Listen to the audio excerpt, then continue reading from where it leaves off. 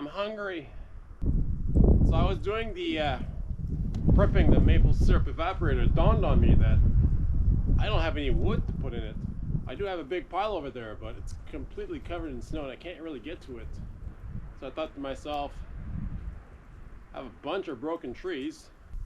They fell back in May, so they've been somewhat drying ever since.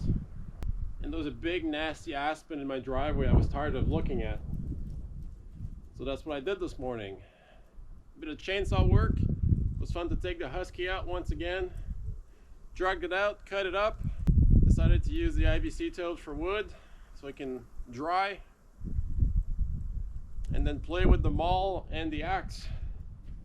Maul's a lot heavier, but you don't need any finesse. You just smack it in the same spot and it splits the wood. While the axe is less tiring, but with the axe, if your technique's not great, like mine, I feel like it takes more time, but I feel like it's easier to split pieces. It's easier to split the log in smaller pieces, and it doesn't tend to fly around as much. So, I think I prefer the axe. This is just a probably 25-year-old Canadian Tire special.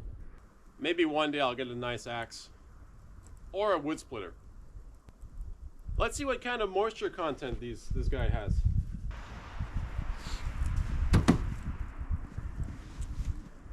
This here is a moisture meter. Firewood that you burn, you want your firewood underneath 20% ideally. So let's check this one. This was cut last year and split last year. It's been drying ever since. Underneath the shed. There we go. 10%. Now this wood, take a piece that doesn't have too much snow. It's one that I just split.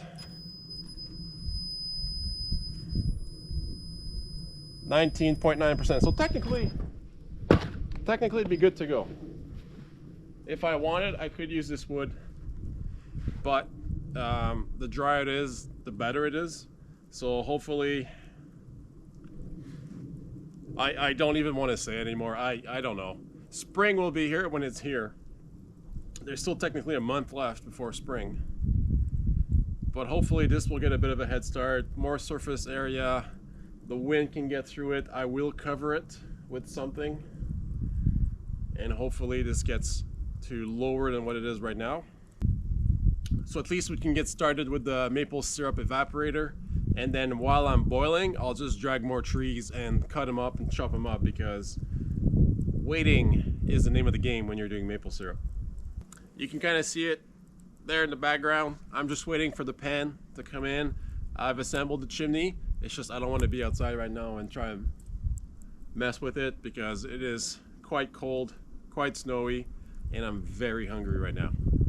I'd be curious to know what you guys prefer. Do you have a wood splitter? Do you use a maul? Do you use an axe? What is your preference? How do you dry it? Do you use IBC cages? Do you just stack it? What's your preferred method? Obviously, this is my first time doing this, taking the full tree and cutting it up and splitting it the same day.